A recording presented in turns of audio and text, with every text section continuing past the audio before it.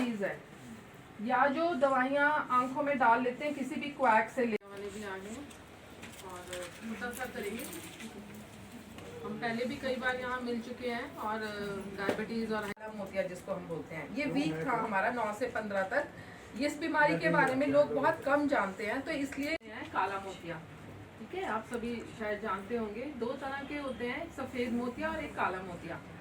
जो सफ़ेद मोतिया है वो होता है हमारा लेंस का, जो कि सारे हम बोलते हैं कि 60-70 उम्र में ये हमको दिखना कम हो गया और लेंस हमारा चेंज होता है। खाते हैं स्टेरॉइड, एक बहुत ही घटिया चीज़ है, बहुत ही क्यों मिलती है मुझे नहीं पता, मतलब वो सिर्फ उस बंदे के लिए बेनिफिशियल है जो बंदा अवेयरनेस वीक था, तो हमने पूरे हफ्ते इसके बारे में अलग अलग स्थानों पे अवेयरनेस क्रिएट की है। और आज ये आस्था में जो सीनियर सिटीजन्स हैं जिनमें ग्लूकोमा के चांसेस काफ़ी ज़्यादा रहते हैं, तो हमने सोचा कि आज हम ये एक्टिविटी यहाँ करते हैं। तो इसमें हम ग्लूकोमा अवेयरनेस कर रहे हैं।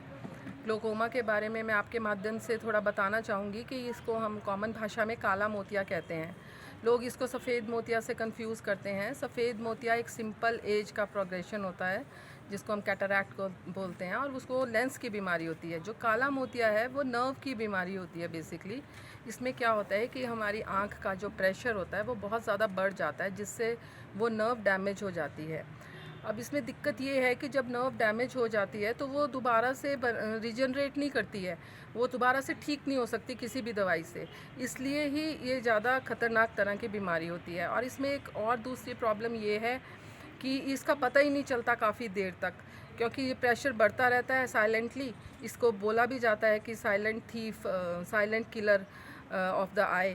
तो इसलिए ये बढ़ता रहता है प्रेशर और पेशेंट को पता ही नहीं लगता है। इसमें सबसे पहले हमारा जो आसपास का विज़न है, पेरिफेरल विज़न जिसको हम कहते हैं, वो जाता है, और बाद में फिर उस पेशेंट का सिर्फ टनल विज़न, बीच का विज़न रह जाता है जिसको बोलते हैं। जब टनल विज़न रहने लगता है तब पेशेंट को आइडिया लगता है कि मेरी आँख में कुछ प्रॉब्लम हो रही है। वो इतना लेट हो चुके होते हैं कि उस वक्त ट्रीट करना बहुत ज़रूरी है। तो जैसे कि कहते हैं कि prevention is better than cure, तो इसलिए जो इसकी चीज़ें हैं कि जैसे 40 साल से ऊपर कोई है तो उसे हर साल जाके अपना इंट्राओकुलर प्रेशर नॉर्मली चेकअप कराना चाहिए।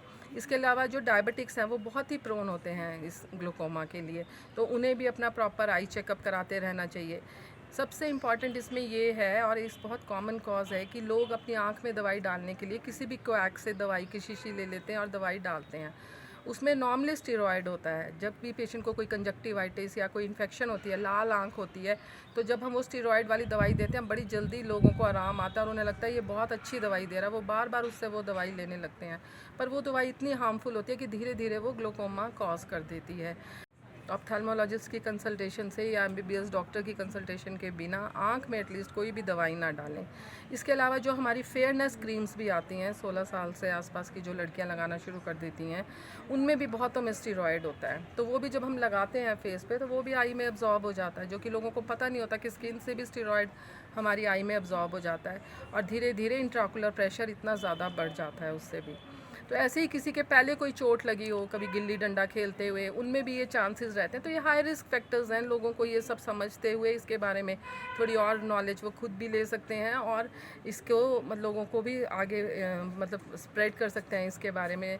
और इसके हमें आँख हमारा एक बहुत ही ज़रूरी अंग है और इसे बचाना हमारा कर्तव्य है और हमारी खुशी भी इसी में है।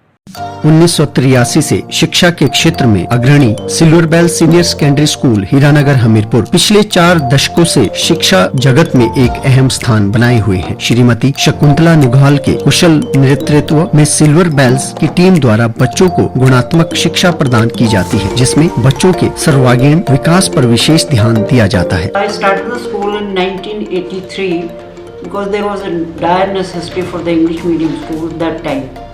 So previously I was hesitating, but still I started the school with 3 children, but it flourished on very well, and that was because of the cooperation of the staff as well parents. They did all the efforts to take the school up and flourish it very well, and we excelled in all the spheres, cultural activities, outdoor activities as well as the education activities. Super magnet group की सहभागिता से silver bell school में दी जाती है बच्चों को विभिन्न प्रतियोगी परीक्षाओं के लिए कोचिंग और नौनिहालों के लिए अत्याधुनिक सुविधा से युक्त बाल वाटिका की सुविधा भी उपलब्ध है। बच्चों के लिए स्कूल द्वारा ट्रांसपोर्ट की सुविधा 15 किलोमीटर के दायरे में दी जा रही है। गौरवमयी अतीत से सुनहरे भविष्य के निर्माण के लिए प्रतिबद्ध सिल्वर बेल्स स्कूल में आज ही अपने बच्चे के लिए सीट बुक करवाएं।